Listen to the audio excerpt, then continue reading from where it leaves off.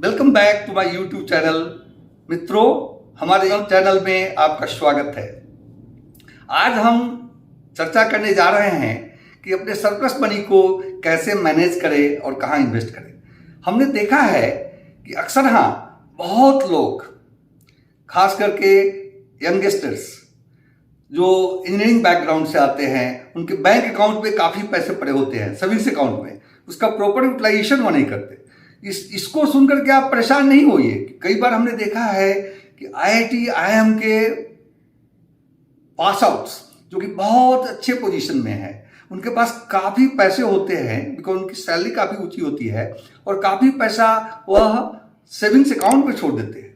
उससे उनका wealth creation नहीं हो पाता है। तो आज इन पर हम चर्चा करेंगे कि अगर आपके पास सरप्लस फंड है तो उसे कैसे मैनेज करना चाहिए। आप यह देखकर हताश न हों कि आप ऐसा करते हैं, दूसरे लोग मैनेज करते होंगे। इनफैक्ट यह जो डिफिकल्टी है हर सेगमेंट में, हर एज ग्रुप में इक्वली एप्लीकेबल है। और इस सब्जेक्ट के ऊपर वीडियो बनाने का पर्पस है कि अगर आप थोड़ा ध्यान दें तो आप अपने जीवन में बहुत ही अच्छा वेल्थ क्रिएशन का काम कर सकते हैं। हर दिन एक दिन जाता है और 10 साल 15 साल कैसे बीत जाएगा आपको समझ में नहीं आएगा। मुझे कभी कभी सोचता हूँ कि जब मैं कॉलेज डेज में था और आज मैं रिटायर्ड होकर के आपके सामने कुछ चर्चा कर रहा हूँ, यह समय पता ही नहीं चला कैसे बीत गया। उसी तरह से आपका समय भी बीतेगा। इसलिए चलिए आगे बढ़ते हैं और इस पर हम चर्चा करते हैं। इस चर्चा में हम क्या करेंगे, पहले हम सरप्लस फंड को 3 कैटेगरी में बांटेंगे और आपको समझाने का कोशिश करेंगे कि इसको कैसे इन्वेस्ट किया जाए। Different category, philosophy for different category, और डिफरेंट कैटेगरी की स्ट्रैटेजी डिफरेंट होनी चाहिए, एक ही स्ट्रैटेजी से नहीं करना चाहिए। यह एक चीज है। हम एक एग्जाम्पल लेंगे और आपको दिखाएंगे कि कैसे शॉर्ट टर्म का इन्वेस्टमेंट कहाँ किया जाना चाहिए, लॉन्ग टर्म का क्यों 5 या 10 साल की हम बात करते हैं और उससे क्या फायदे होते हैं, और उसे ये भी आपको हम समझाएंगे कि आप इस एनालिसिस आप स्वयं कर सकते हैं।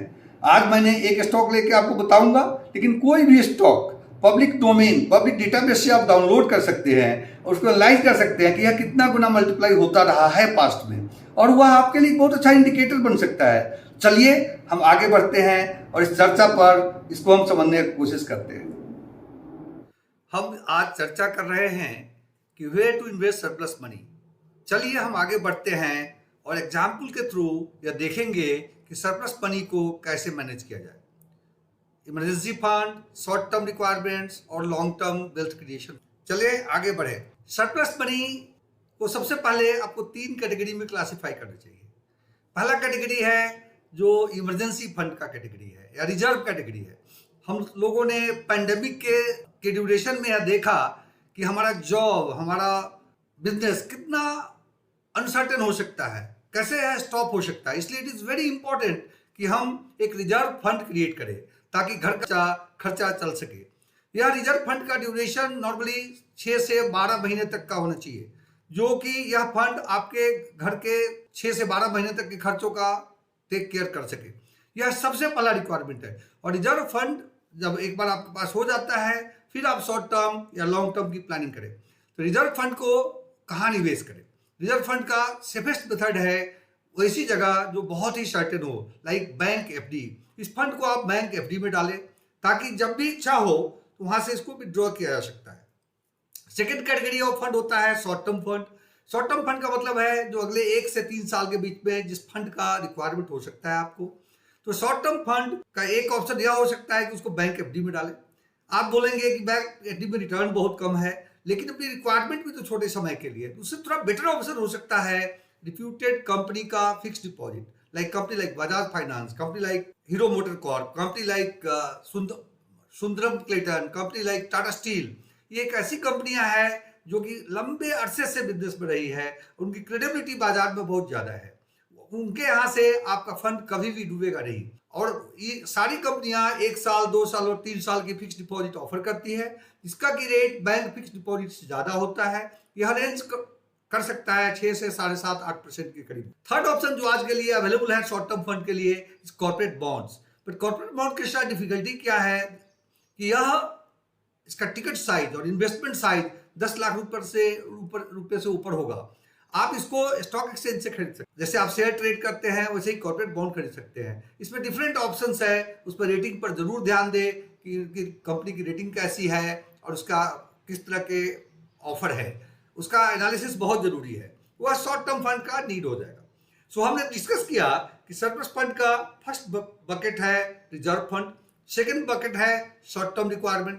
एंड शॉर्ट टर्म रिक्वायरमेंट को हम यूज कहाँ करते हैं? इसकी रिक्वायरमेंट हो सकती है जैसे आप कोई फॉरेन ट्रिप बना रखा है 2 साल के बाद, या कोई एक छोटा फंक्शन करना है, या कोई एक स्पेसिफिक प्रोजेक्ट करना है जो आपने प्लान किया है जिसका कि खर्चा 5 से 10 लाख रुपए तक का हो सकता है, कोई भी अमाउंट हो सकता है। उसको मीट करने के लिए आप हमेशा शॉर्ट टर्म फंड का इस्तेमाल। Third category comes which is long term fund or fund for wealth creation, because at the end of the day, at the end of our working time, we need to live a retirement life. So we need to have surplus money so that we can have a trouble free life, we can have a life without any botheration, without any tension, and can live a happy life. और उसके लिए आज तक fix deposit या company deposit या corporate bond या fund कभी भी आपको क्रिएट नहीं कर सकते। ये आज के दिन करीब 6-7% इन्फ्लेशन रेट है और डिपॉजिट रेट उससे कम है। इसका मतलब क्या हुआ? जो पैसा आप सेविंग कर रहे हैं उसमें भी इरोजन हो रहा है। इसलिए इसको आपको ऐसे जगहों में निवेश करना पड़ेगा जिसका कि रिटर्न काफी ज्यादा हो। एंड उस एरिया में इक्विटी फंड आता है, स्टॉक इन्वेस्टमेंट आता है, इक्विटी ओरिएंटेड म्यूचुअल फंड आता है। अब अभी क्या करेंगे, हम देखेंगे कि ideal duration long term fund के लिए क्या है। नॉर्मली कई बार आपने सुना होगा कि हम 5 से 10 साल के लिए निवेश करें। हम एक एग्जाम्पल लेंगे जहां कि हम एक्चुअल डेटा लेंगे एक कंपनी का और आपको दिखाएंगे कि अगर आप 5 साल के लिए निवेश करते हैं तो आपका रिस्कीनेस क्या है, अगर आप 10 साल के लिए निवेश करते हैं तो यह रिस्कीनेस कम कैसे हो जाता है और रिटर्न कैसे मल्टीप्लाई होता है। यह मेथड स्टेप बाय स्टेप हम आपको समझाने जा रहे हैं ताकि आप किसी भी कंपनी के लिए आप स्वयं इसको डाउनलोड कर सकते हैं और यह एनालिसिस कर सकते हैं जो कि आपको एक रफ आइडिया देगा कि इस इन्वेस्टमेंट में इस तरह की रिटर्न प्रोफाइल संभव है। चलिए आगे बढ़ते हैं। सबसे पहला हमने क्या किया है, हमने एशियन पेंट का 25 साल का मंथली क्लोजिंग प्राइस डाउनलोड किया याहू फाइनेंस से। आप finance.yahoo.com में जा सकते हैं और वहां से किसी भी कंपनी का डेली डेटा या मंथली डेटा डाउनलोड कर सकते हैं। हमने मंथली डेटा डाउनलोड किया और उसमें से बहुत सारे कॉलम आते हैं like opening price, day high, closing price, adjusted closing price and volume. Except adjusted closing price and the date, all other column को हमने डिलीट कर दिया। एडजस्टेड क्लोजिंग प्राइस का मतलब है कि प्राइस जो डिविडेंड और बोनस के लिए एडजस्ट किया गया है, जो नेट रिटर्न इंडिकेट करता है, उसको हमने क्या किया, करने के बाद डाउनलोड करने के बाद 5 साल का मल्टीप्लीकेशन हमने देखा। लाइक फॉर एग्जाम्पल लेकर 1/1/2000 को हमने फर्स्ट डेटा है हमारे पास, तो नेक्स्ट डेटा हमने लिया 1/1/2005 और उसी को फिर हमने सारे सेल में कॉपी कर दिया इसी फॉर्मूले को, जिससे क्या हुआ कि मेरे पास करीब करीब 200 डेटा पॉइंट्स आ गए जो कि अगर मैं किसी एक खास डेट को इन्वेस्ट किया होता तो इतना मल्टीप्लाई होता, या मल्टीप्लिकेशन शो करता है। सो यहाँ इस समरी में डिस्क्रिप्टिव स्टैटिस्टिक्स में आप देखेंगे कि अगर आप 5 साल का नजरिया लेके इन्वेस्ट करते हैं एशियन पेंट्स में, तो इस पीरियड में पिछले 25 साल में एवरेज मल्टीप्लिकेशन 3.93 टाइम्स था, that is almost 4 times. Highest multiplication 7.37 times और लोएस्ट 0.46 टाइम। अगर इसको आप CAGR में कन्वर्ट करें तो मीन रिटर्न 14.69% CAGR आता है, हाईएस्ट रिटर्न 20.1% CAGR आता है और लोएस्ट रिटर्न -7. इसका मतलब हुआ कि चांसेस आर डिपेंडिंग ऑन कि आपने कब इन्वेस्ट किया और कब विड्रॉ कर रहे हैं 5 साल के अंतराल में, यह वेरिएशन हो सकता है -7% से 22% तक। एवरेज एक अच्छा नंबर है यह इंडिकेट करने के लिए कि इसका रिटर्न प्रोफाइल क्या है, लेकिन average sometimes could be very deceptive. मैं आपको एग्जांपल देना चाहता हूं। अगर एक इंडिविजुअल जिसका कि एक पैर बर्निंग स्टोव पर है और दूसरा पैर आइसबर्ग पर है, क्या आप कहेंगे कि ऑन एन एवरेज वह कंफर्टेबल है? Absolutely not, because both his legs are under tremendous pain. One is burning due to heat, other is burning due to cold.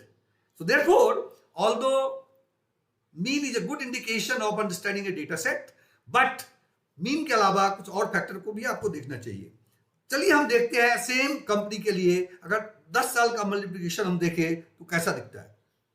जैसा आप देख रहे हैं स्क्रीन पर, 10 साल में mean multiplication like mean 16.17 time हमारा इन्वेस्टमेंट हो गया। इसका मतलब अगर 1,000 रुपया हमने डाला और 10 साल तक उसको इन्वेस्ट करके रखा तो 16,000 रुपये हो गए, 16,170 रुपये हो गए।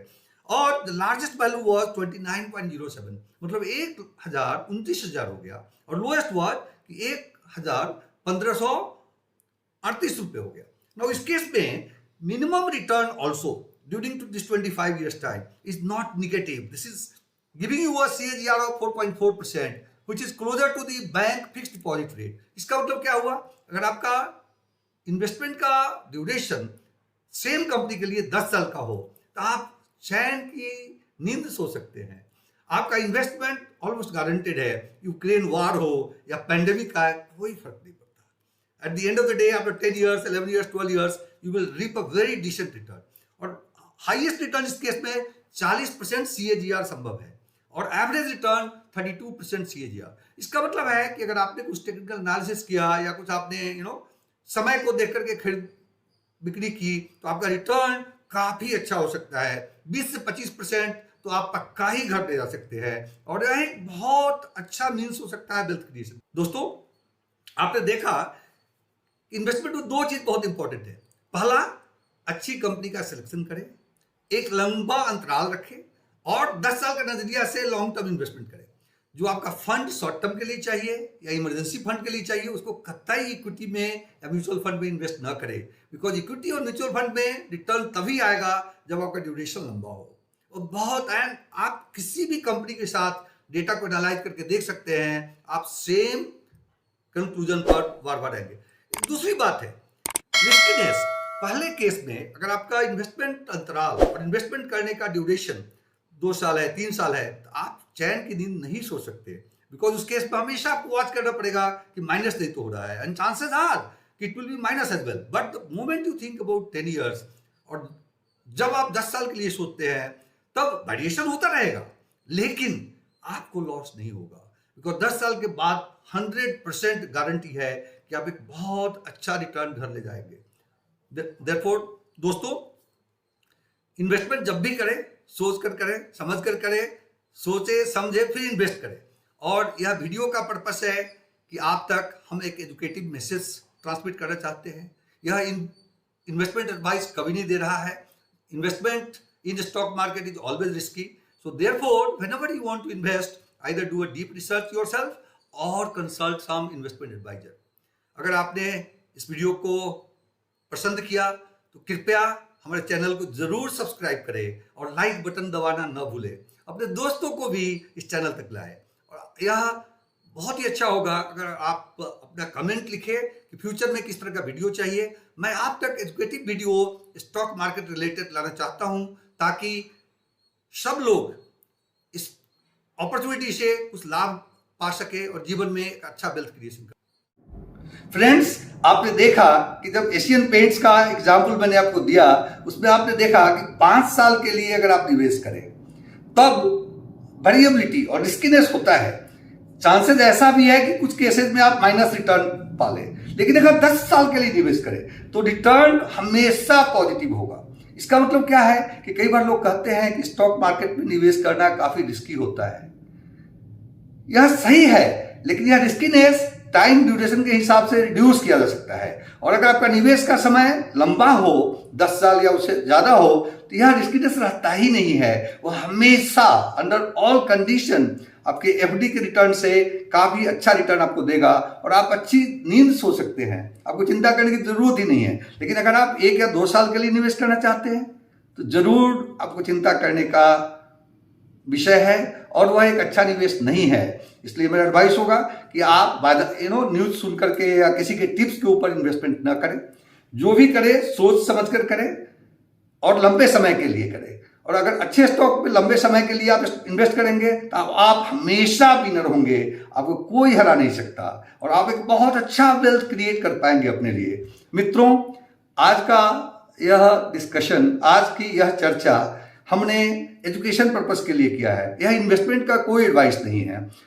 स्टॉक मार्केट में इन्वेस्टमेंट रिस्की है जैसा आपने देखा, और इन्वेस्ट करने से पहले आप स्वयं अध्ययन करें या किसी एडवाइजर के संपर्क में जाकर के उसकी सलाह लें और अगर आपने इस वीडियो को लाइक किया तो कृपया हमारे चैनल को जरूर सब्सक्राइब करें आप, और अपना कमेंट दें कि किस तरह के टॉपिक पर आप फ्यूचर में वीडियो चाहते हैं। हम कोशिश करेंगे कि आपकी इच्छाओं को मैं वीडियो के थ्रू पूरा करूं। यह करके मैं आपसे विदा लेता हूं। आपके समय के लिए बहुत बहुत धन्यवाद and have a great day. Thank you.